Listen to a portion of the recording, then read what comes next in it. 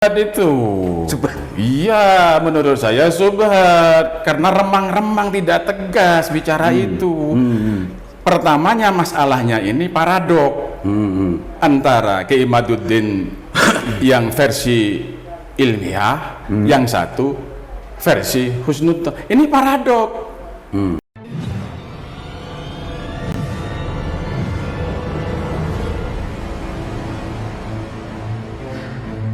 Assalamualaikum warahmatullahi wabarakatuh. Kembali berjumpa dengan saya Alim Haris di acara Sandasan. Pemirsa, dulu 3 minggu yang lalu saya sempat bicara dengan Bintoro Takliman terkait dengan urusan kehebohan dari perdebatan tentang nasab Alawi, nasab Habaib di Indonesia. Beliau waktu itu menawarkan tidak dalam konteks bicara terkait dengan urusan mengkoteknya nasab Aba Alawi atau husnudzon musalsalnya dan ittisolnya nasab Alawi, tapi beliau justru ada jalan belok kiri jalan terus gitu ya. Justru Habib itu tidak boleh dipakai oleh siapapun karena Habib itu adalah hak prerogatifnya Rasulullah. Waktu itu ngomong begitu, beliau menjelaskan masalah itu. Hari ini beliau akan bicara terkait dan juga merespon terkait dengan urusan tanggapan dan respon dari PBNU sebagai organisasi terbesar Islam di Indonesia, dan yang lebih rentan lagi memang yang sibuk dan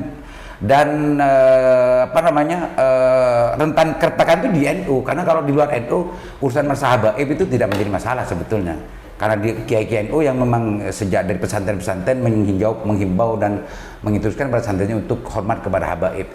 Ini kita dengarkan apa yang menjadi alasan apa respon dari Bintoro Takliman terkait dengan urusan tanggapan PBNU. Yang pertama langsung jujuk husnudzon bahwa Habib itu adalah dzurriyyat Rasulullah dengan husnudzon, tidak pakai catatan-catatan. Tapi yang kedua sebetulnya PBNU waktu itu justru mengoreksi terhadap pidato-pidato Om Habib bahwa nasab itu tidak hanya dari jalur laki-laki, tapi dari jalur perempuan pun juga dihitung menjadi ada kandungan nutfah nubuwah. Yang saya ingat begitu. Assalamualaikum Pak Bintoro. Waalaikumsalam warahmatullahi wabarakatuh. Tanggapi pendatangnya Pak Ketua PBNU terkait dengan urusan debat nasab habaib. Silakan. Terima kasih. Assalamualaikum warahmatullahi wabarakatuh. Jadi saya tetap berposisi sebagai bukan seseorang yang ikut ke kanan atau ikut ke kiri. Saya tetap berada di jalur tengah.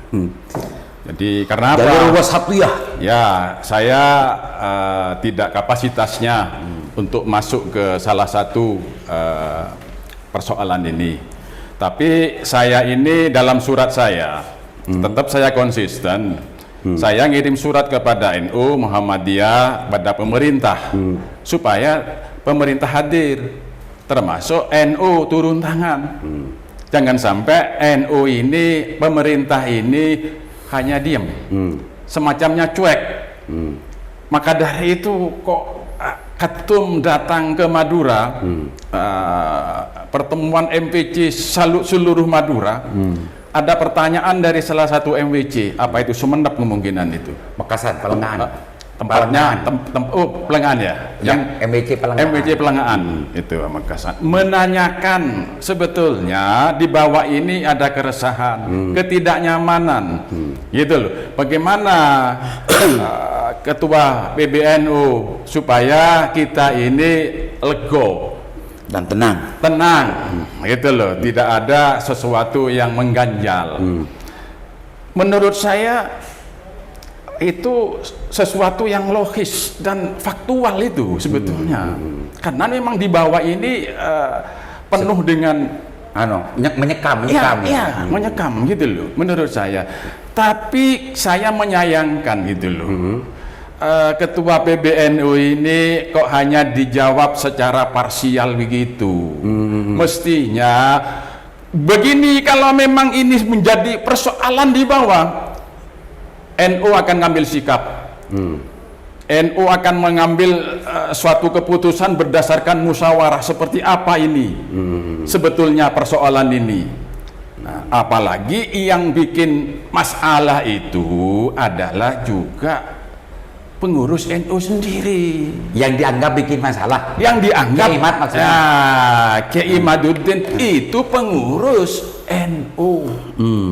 Menyayangkan ya. Menyayangkan apa sulitnya PBNU itu memanggil Kiai Imaduddin sebagai pengurus NU. Ya sudah di NU itu. Artinya jawaban dari PBNU Gus Yahya dalam konteks itu tidak memberikan solusi. Tidak. Ngambang parsial. Ngambang parsial itu menurut saya tidak begitu. Ini menurut saya munculnya Kiai Imaduddin sebagai tokoh atau warga NU, pengurus NU ini ada dua hal. Satu itu adalah kegagalan daripada NU membina anak buahnya. Atau yang kedua, husnudzon. Loh, ini keberhasilan binaan NU. Muncul seseorang yang kritis dan sangat ilmiah. Karena apa? NU mungkin mendidik supaya warga NU ini berlogika yang ilmiah. Muncullah. Maka dari itu bisa jadi munculnya Kiai Imaduddin ini keberhasilan dari binaan NU. Kalau enggak berarti sebaliknya kegagalan NU membina Bintaro, kalau jawaban dan respon dari Gus Yahya dianggap sebuah parsial karena Gus Yahya memakai pendekatan husnudzon gitu ya, jujukannya bahwa Bang Alawi dan Habib itu sebetulnya dzurriyyat Rasulullah dengan memakai husnudzon, sementara Kiai Mat itu kan secara ilmiah dan sampai detik ini belum ada kesepahaman dan kesepakatan terkait dengan hasil penelitian Kiai Mat, dan belum ada bantahan yang signifikan ya, bantahan yang mampu untuk mematahkan kajian ilmiah Kiai Mat. Dalam konteks ini kan beda jalur husnudzon dengan ilmiah. Gus Yahya memakai husnudzon itu dalam konteks itu. Tapi ketika bicara masalah doktrin-doktrin yang sering dilakukan oleh Habib, dan ini menjadi bagian tak terpisah dari isu yang hari ini sedang heboh, bahwa Gus Yahya jelas-jelas mengatakan memakai pendekatannya Syekhina ke Maimun ya, Kiai Muhammad Zubair, bahwa jalur nasab itu tidak terputus meskipun dari jalur perempuan, dan itu sebetulnya kan pukulan telak terhadap para ulama habaib, khususnya Pak Alawi yang sampai detik ini mengimani bahwa Syarifah itu tidak boleh kawin dengan ahwal. Dari dua ini sebetulnya menurut saya Gus Yahya tidak parsial, tapi lebih kafa untuk bagaimana menenangkan umat secara umum. Kok Bintoro menyimpulkan parsial gimana? Itu subhat itu. Iya, menurut saya subhat karena remang-remang tidak tegas bicara itu. Pertamanya masalahnya ini paradok antara Kiai Imaduddin yang versi ilmiah, yang satu versi husnudzon. Ini paradok. Lah, pimpinan NU harus mampu melampaui keduanya ini, baik ilmiah maupun husnudzon. Melampaui dari keduanya itu, akhirnya semuanya itu bisa menerima. Tapi kalau berada di posisi salah satu kutub nggak bisa. Ini paradok ini. Oh, artinya Bintoro melihat Gus Yahya justru masuk ke dalam kutub husnudzon. Iya. Justru ini akan menimbulkan sebuah perpecahan yang bukan solusi terkait dengan urusan yang dikeluhkan oleh MBC NU Pangalengan, dan sekaligus membunuh logika akademik. Mestinya mestinya harus bagaimana sebetulnya? Mestinya Kiai Imaduddin itu didorong supaya dia terus melakukan kajian ilmiahnya. Satu sisi ini loh, saya menemukan suatu solusi jalan tengah melampaui. Artinya Kiai Imaduddin itu dipanggil gitu ya? Iya. Dipanggil ini loh. Ya. Teruskan kamu, tapi ini gimana kamu? Selesai Kiai. Loh, begitu. Tapi harus melampaui loh. Melampaui kepada logikanya Kiai Imaduddin dan harus melampaui apa husnudzon itu. Husnudzon itu zaman dulu. Sekarang sudah Pak Bintoro. warga NU ini betul-betul ilmiah. Bagaimana ilmiah ini harus ditundukkan?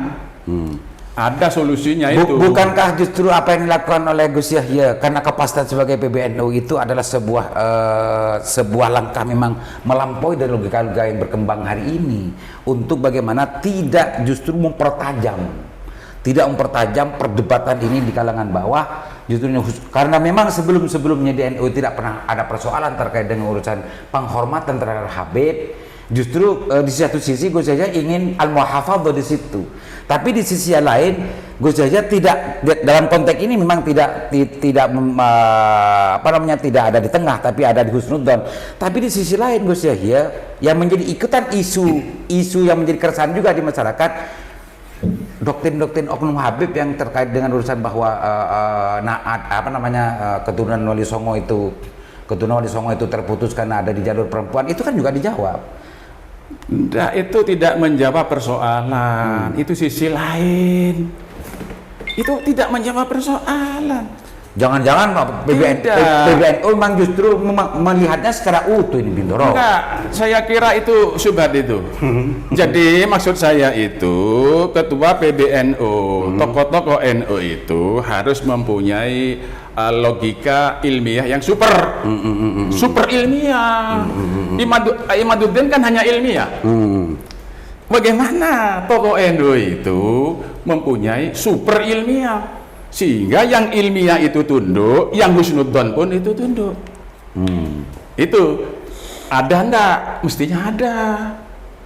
Kalau tidak ada, terpikir di Bintoro lain waktu. Yang super ilmiah itu gimana? Lain waktu.